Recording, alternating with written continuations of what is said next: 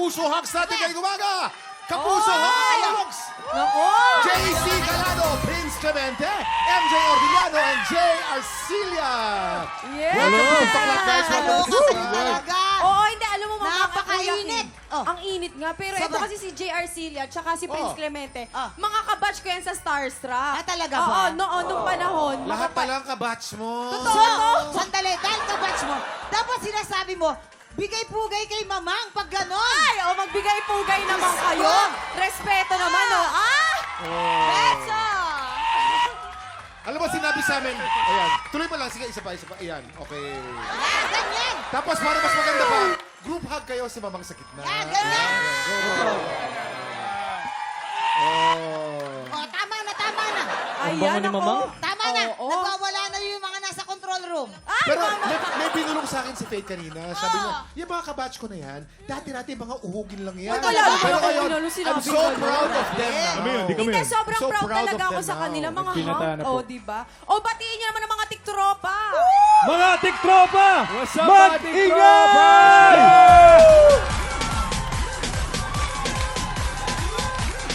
Ay!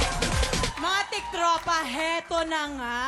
Abang-abang mga tiktropa kasi sasabihin na natin ang issue natin of the day. Ay! Mag-comment na Grabe din yan. kayo. Kasi ito yung segment kung saan ibe-bless natin ang mga marites. Yeah! Grabe talaga.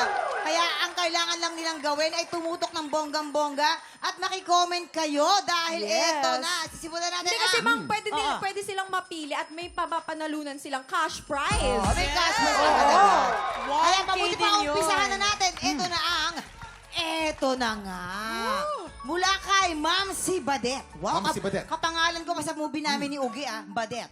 Okay. Yung anak kong 16 years old, nagpapaalam na mag-out of town kasama mga kaibigan niya. Aba, ito namang mister ko. Aba, pumayag agad-agad.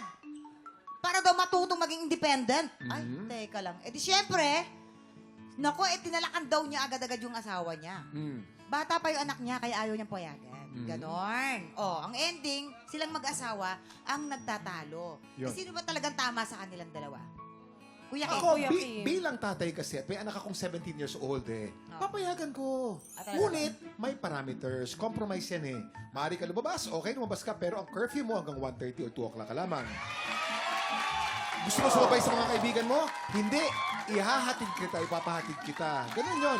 Compromise, give and take yan. Ikaw naman, Mamang. Okay, Ako. kung si Malia to. Bilang isang ina, ako nagdala ng 9 na buwan, lahat ng paghihirap nasa amin. No?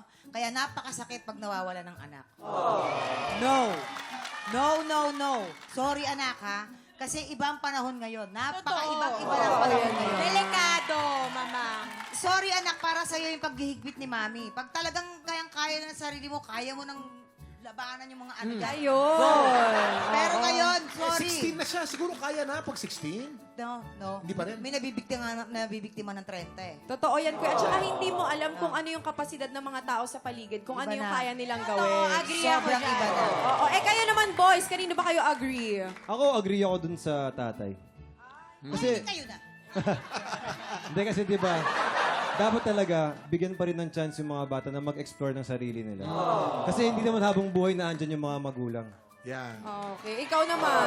Tama naman sinabi ni Kuya Kim, syempre, trust building yun sa family kung di mo ma-establish yun at an early age, paano mo naman, pag 30 ka na, may mga ibang tao na, lalabas lang po ako, magbabar lang. Di, bawal! Diba? Syempre, kailangan early on, dapat No, trust ang building sinasabi na. ko dito, pag once nag-step ka na ng labas ng bahay mo, hindi mo na alam anong mangyayari sa'yo. Yes. Diba?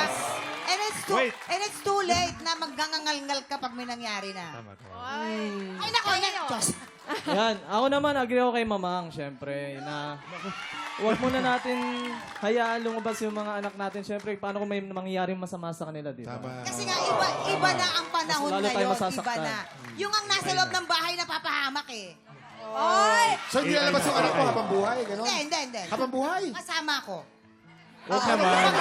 Pag nag-bar, tugs-tugs nandun ako.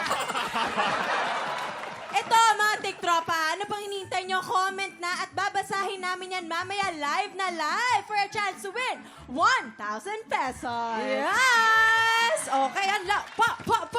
Woo!